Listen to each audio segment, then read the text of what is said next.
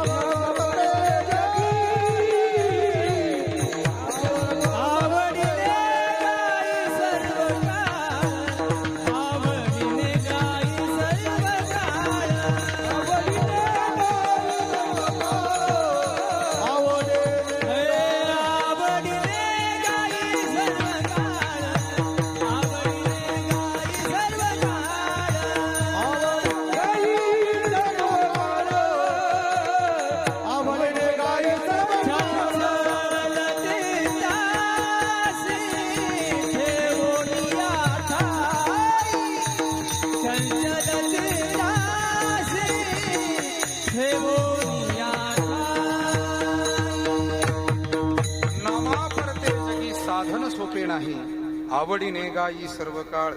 आणि अशा रीतीनं आपलं जीवन जगणाऱ्या स्त्री पुरुषांविषयी जे जे कोणी सत्पुरुष